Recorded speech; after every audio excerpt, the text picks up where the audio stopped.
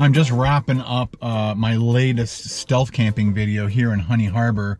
I'm at the Harbor House Georgian Bay Eatery, and I had a big burger and fries, and of course maybe a 7-Up. Every once in a while I call it a Pepsi, and I have to correct myself if I catch myself. If I don't catch myself, then I have to cut it out in post. I'm gonna turn the key on a little bit. Open these back windows a little bit. There we go. Let some of this heat out. Definitely do this too. Wow. Yeah, so I'm pretty tired. I think I only had about 3 hours of sleep last night. I just couldn't fall asleep. I was going to go to sleep at 10, but the computer was still crunching the numbers and trying to, it's called transcoding. So it was trying to transcode for a while. And I think it kept transcoding the 360 footage. I explain it in the main video, but basically the 360 camera has two cameras on either side of it.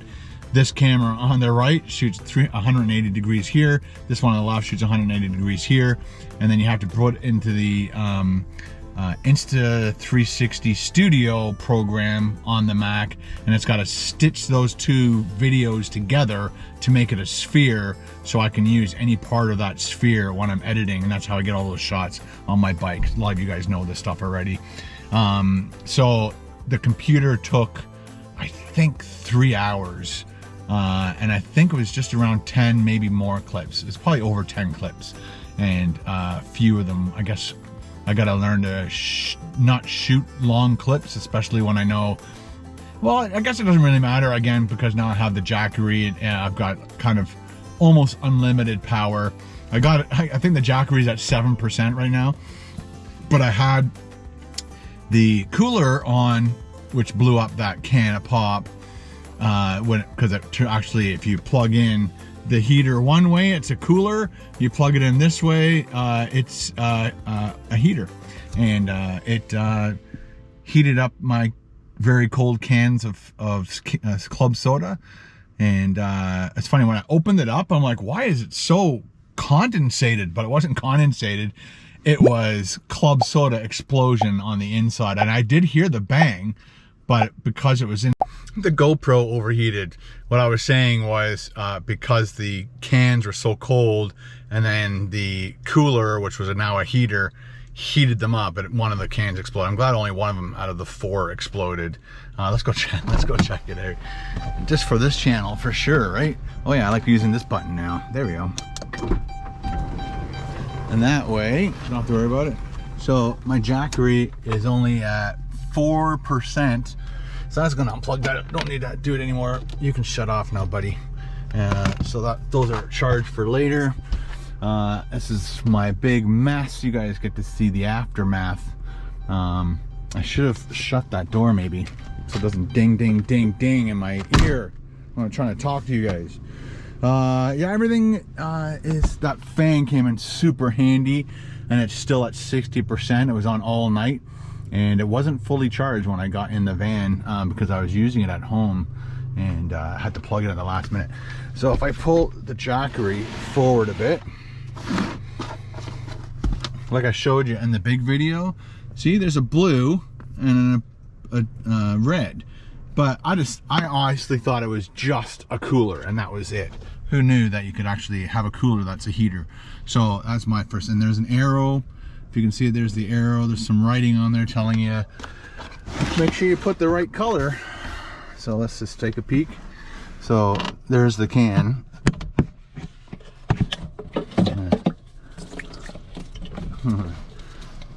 That's how crazy it exploded.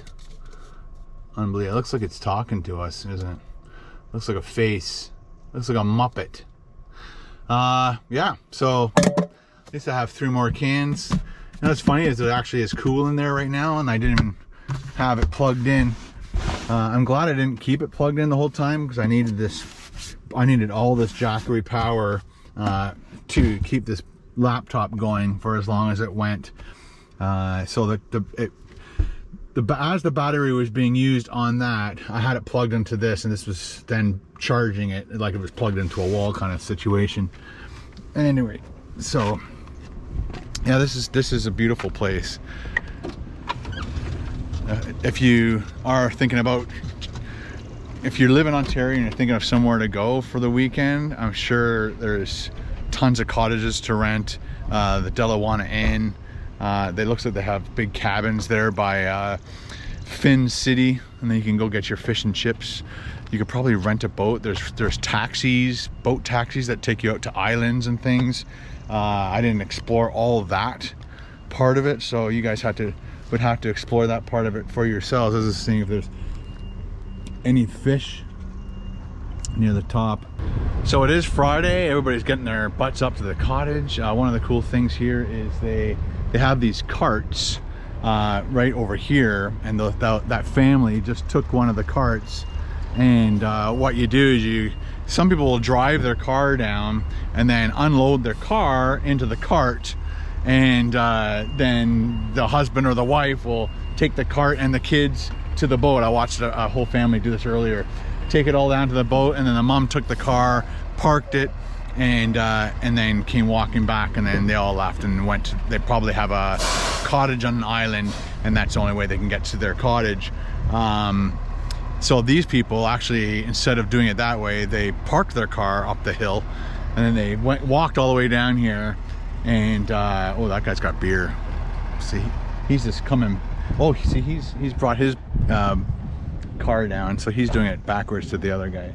The other guy came down, grabbed a cart, went all the way back to his car with his kids. He's gonna load up his cart and then leave his car there, lock it up, bring the cart, and everybody is like so like on board. They always put the carts back where they're supposed to be, and everybody's very respectful and thoughtful to the next person.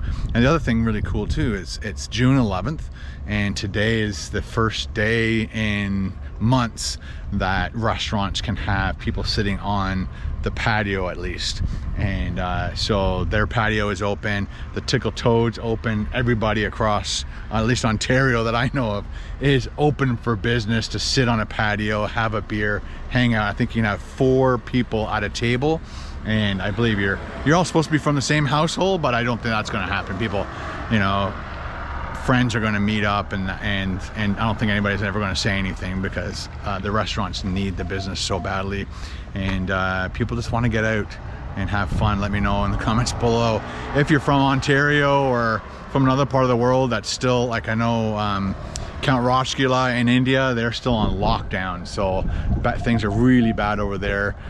America seems to be doing better for opening up stuff than Canada. Canada had those variant viruses that went around, so that's why we had that 3rd wave and others. It's all a mess. Everybody knows it's a mess. So thinking back, if we could have actually done something differently, is when this started first happening, just shut the country down. Just shut it down. It would have stopped it in its tracks. Probably I wouldn't say nobody would have died, but very, very few people would have died, and they just kept letting people into the country, and not under supervision. They should have had quarantine tents at the airports and said, if you come to Canada, you're going to be put into quarantine, and you're going to be tested every day for 14 days.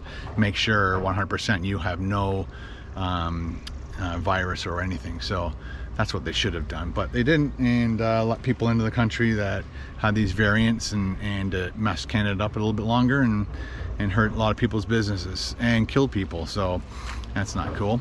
I just realized I want to take you over to this thing. See this tree right here? That's not a tree. That is a cell tower, and I'm not sure how close we could get to it.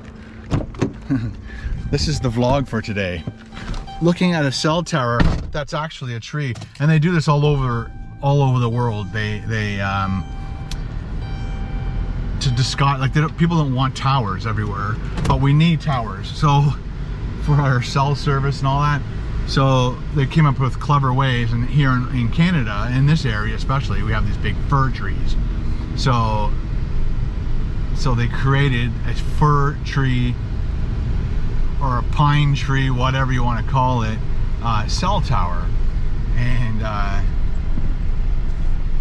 I think in the States they have like palm trees and stuff. Like in the South, they have palm trees and stuff. Let's go take a peek. Shut that off.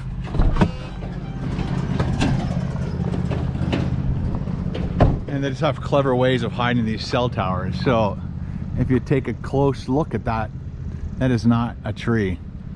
And all those branches and everything is all fake. So it is all metal all the way up to the top. And all those, I'm not sure what they used to make the needles and all that stuff. But if you look really hard, you can see all the, I'm not sure what they call them, transmitters, receivers, whatever.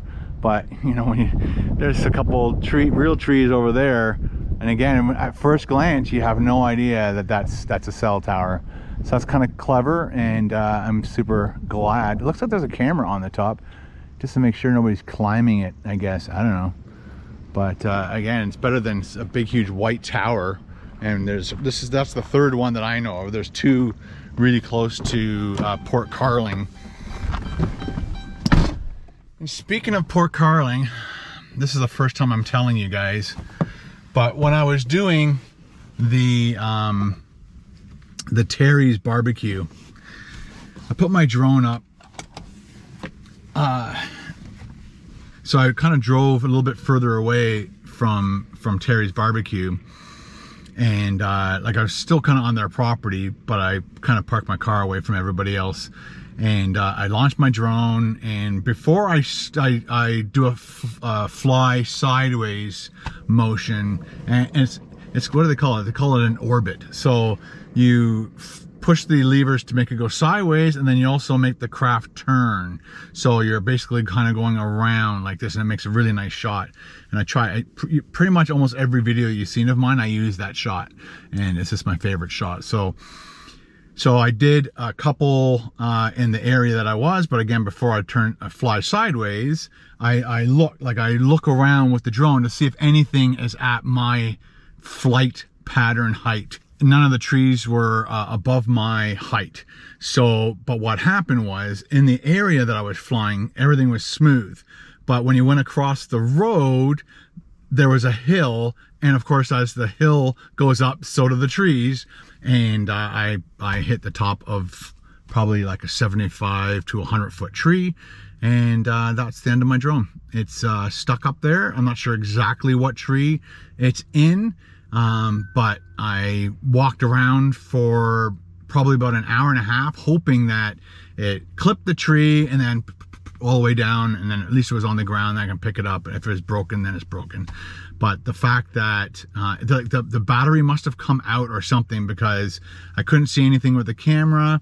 I could locate it, but there's a thing on the app that when you get close, when you find it, there's a GPS coordinate thing, and it tells you exactly kind of where it is, exactly kind of. That's pretty much it, right? Because I'm not sure if it showed me the last spot that it was transmitting a signal and then kind of did one of those things, or it is actually up in that tree. I looked everywhere on the ground. It's nowhere on the ground.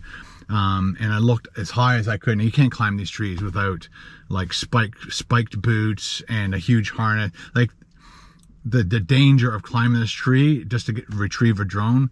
And again, I don't even know which tree it's in. When you're flying sideways, you have no idea, because there were several trees in that area. You have to climb every single tree. And again, there's still no guarantee that you'd actually get it out. It's just too dangerous. So I lost my drone. But I have another drone I'm using.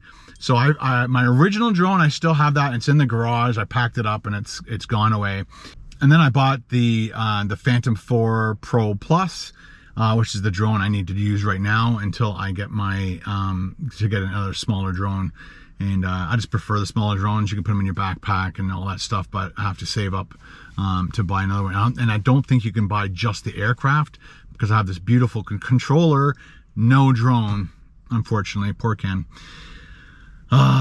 Anyway, so right now I have a weed eater underneath that bed. I kind of hid it because it wasn't supposed to be part of the VanLife, but I didn't want to go all the way back home to get my weed eater to come all the way back up here to Carol's parents' cottage. So I just snuck it into underneath my bed there. I'm not sure if I even mentioned it. I don't think I did, but anyway, they need me to weed the property, and Carol's bringing up the leaf blower. They needed that too. So we're going to be doing that this afternoon. Then after dinner, we're going to be going over to my mom's cottage and staying up there for a couple days. Have to finish the deck and then stain it. So still got lots to do, and you guys will be coming along with me on that. Thanks for hanging out with me today in Honey Harbor and looking at cell towers and talking about drones that I lost. I think that's I've lost 2 drones now. Crashed one. No, I didn't crash it. The DJI, there was the screws they put into the motor on the top were not put in properly. I don't touch screws on a drone. They tell you not to take drones apart. So I don't tamper with drones. When they put it together, somebody screwed up, and when it was like 60 feet in the air, one of the blades just flipped off and it came crashing down, wrecked it. I sent it to DJI and they sent me a brand new one. So DJI was amazing for that. I sent them pictures, all the evidence and all the stuff that they needed to know, and turn that down. Jeez. But yeah, I've definitely lost 2, crashed 1. No, I killed the other one in Hawaii. That was I can't remember which drone that was. That was like one of the really small drones. And there was an opening in the trees. I just wanted to go up, pop up, take some pictures, come back down. But just all of a sudden lost signal and flew into a tree. And that one came crashing down into the parking lot and destroyed it. So I've crashed 3. Sorry, I've lost 2. Crashed 1 myself, and DJI was responsible for the other one. Expensive hobby, but you guys are worth it. I love giving you guys those amazing aerial shots. It's all about the establishing shot. You guys need to see the area that I'm in and to show the beauty here in Canada. So thank you everyone for all your support on this channel. Every single one of you guys are awesome. So thank you very much from the bottom of my heart. See you in the next video. Bye.